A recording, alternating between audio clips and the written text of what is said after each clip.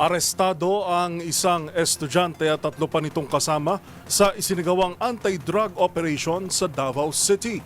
Yan at iba pang rumarapidong balita mula sa probinsya, hatid ng iba't ibang istasyon sa ilalim ng MBC Media Group.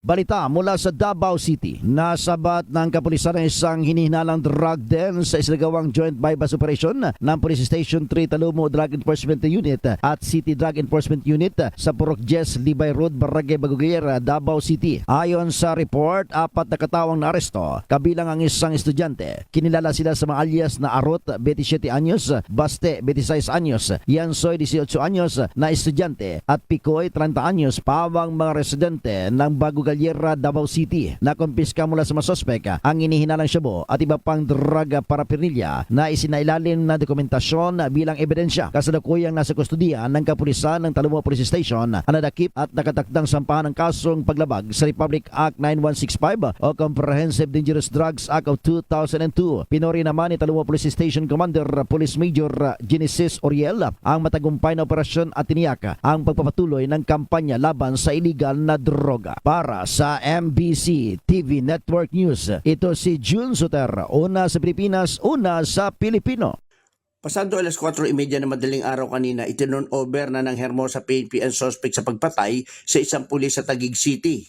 Kinilala ang suspect na si Rocky Gundarangin, maruhon 43 anyos na kusang loob itong sumuko sa Hermosa Municipal Police Station dakong alas 11:10 kagabi.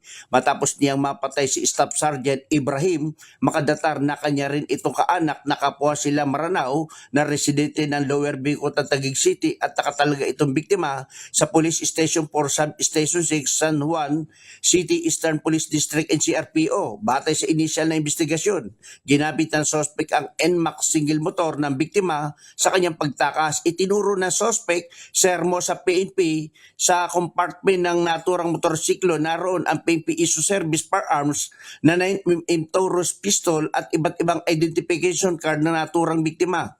Ayon sa payag ng suspect kay PD Colonel Martes Salvadora, pinatay niya ang biktima matapos niya itong hampasin ng bakal na dumbbell. Inamin pa ng suspect na nagalit siya dito sa biktima dahil umano sa tuwing natatalo ito sa larong scatter, lagi umano siyang pinagtitripan, tinututukan ng baril sa ulo na pinaglalaroan. Dahil dito aniya, nagdilim ang kanyang paningin na humantong sa kamatayan ng biktima. Para sa MBC TV Network News, RH37, Danny Kumilang, una sa Pilipinas, una sa Pilipino. Lalaking galing sa inuman sa Alaminos City hindi nakarating sa kanilang tahanan, motorsiklo na lang ang nakita sa ilalim ng tulay.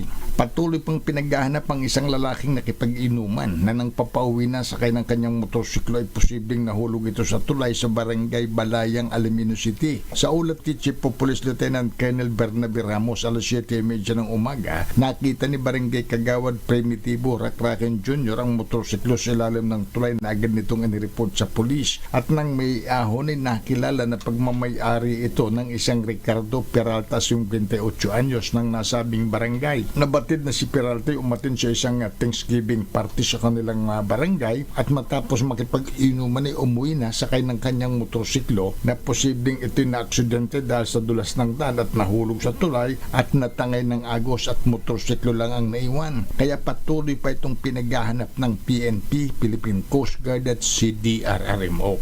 Mula sa Action Radio Pangasinan, para sa MBC TV Network News, ito si Freddy Fajardo Aristartit, una sa Pilipinas, una sa Pilipino.